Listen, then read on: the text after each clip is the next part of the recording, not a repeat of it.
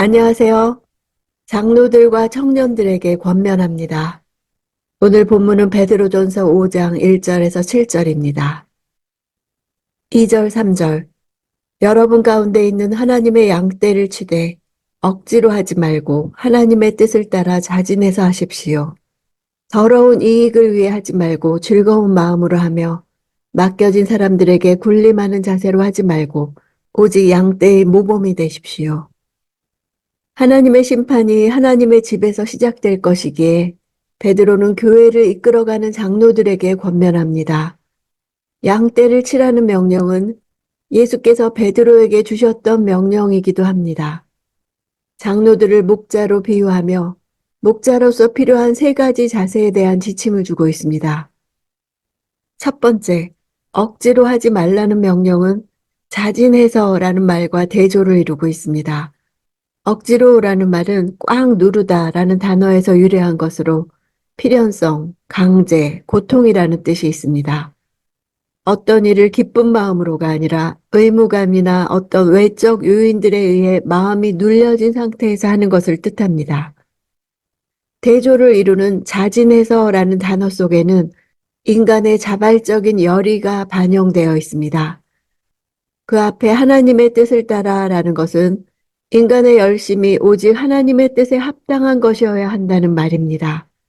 하나님의 뜻에 맞지 않고 성령께서 주신 마음에서 우러나오지 않는 인간의 자발적인 열심은 바벨탑을 쌓은 것처럼 오히려 하나님의 일에 해악이 될 수도 있습니다. 두 번째 자세는 더러운 이익을 위해 하지 말라고 대조적으로는 즐거운 마음으로 하라는 것입니다. 더러운 이익으로 하는 것은 부끄러운 이득을 취하려고 라는 뜻이 있습니다. 양을 치는 교회의 지도자들은 그 양이 비록 자신에게 맡겨진 양일지라도 자신의 힘을 사용해서 치는 것이 아니라 그 양이 누구에게 속해 있는가를 분명히 깨닫고 오직 맡기신 자의 뜻을 조차 그분이 공급해 주시는 힘으로 감당해야 합니다. 세 번째 자세는 군림하는 자세로 하지 말고 모범이 되라고 권합니다. 교회 지도자들이 이 세 가지, 억지로 하지 말고 자진해서, 더러운 이익을 위해 하지 말고 즐거운 마음으로, 군림하는 자세로 하지 말고 모범이 되게 하기 위해서는 양들의 기도가 절실하게 필요합니다. 4절. 그렇게 하며 목자장이 나타나실 때 여러분은 시들지 않는 영광의 면류관을 받게 될 것입니다.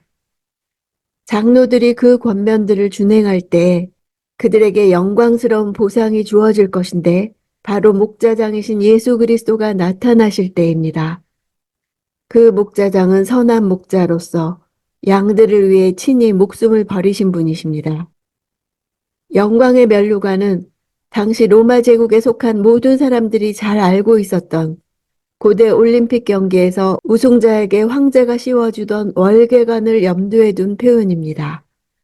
경기 우승자는 수만 명의 관중이 환호하는 가운데 황제로부터 영광스러운 월계수 면류관을 받았습니다. 그때의 감격이란 면류관을 받아본 사람 외에는 아무도 상상할 수조차 없을 것입니다.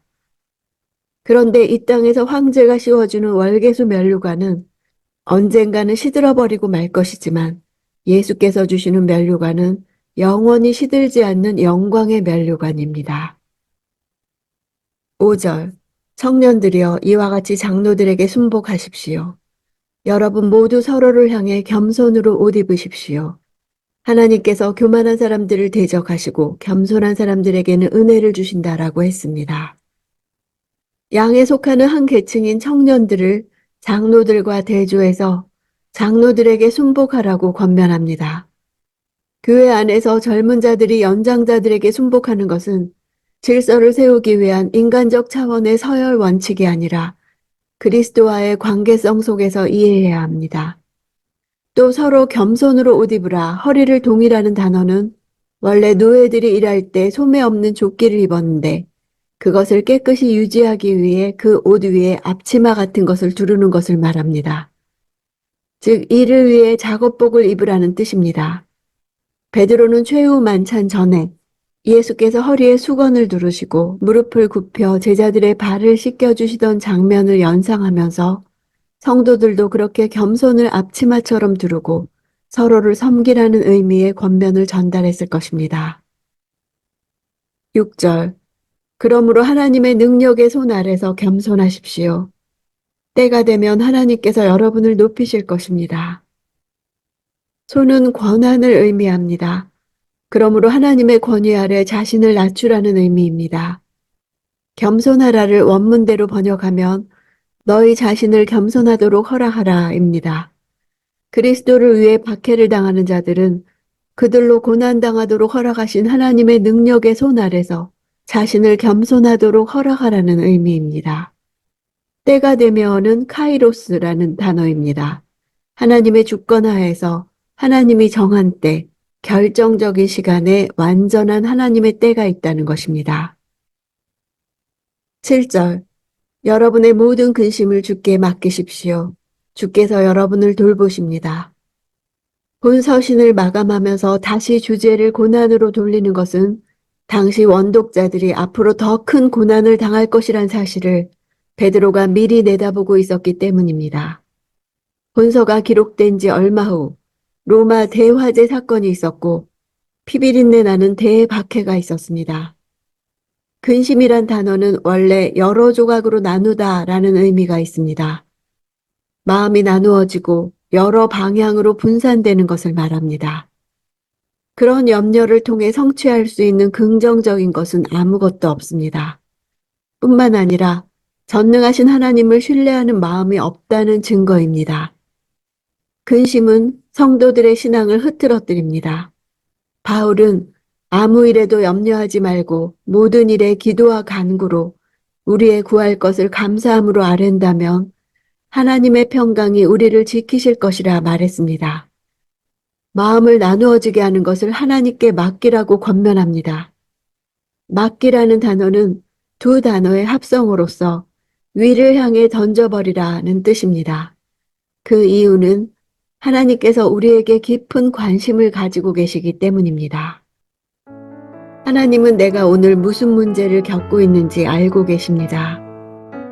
내가 어느 지점에서 절망하며 어느 지점에 가서 더는 지탱하기 힘들다는 것을 알고 계십니다. 내 걱정의 대부분이 하나님과 함께 있을 경우에는 문제가 되지 않는 것들임을 아십니다. 하나님께 나의 걱정과 염려들을 맡기는 것은 수동적 자세가 아니라 능동적인 행동을 요구합니다. 오늘 내 마음을 여러 조각으로 나누어지게 하는 염려가 있습니까? 내 가슴 속에 있는 미래에 대한 불안과 두려움을 날마다 하늘의 창을 열고 위를 향해 던져버리길 원합니다. 주위 상황에 굴복하지 말고 상황을 통제하고 계시는 주님께 순종하십시오. 위를 향해 던져버려서 주님이 주시는 평강을 맛보시는 하루가 되기를 원합니다.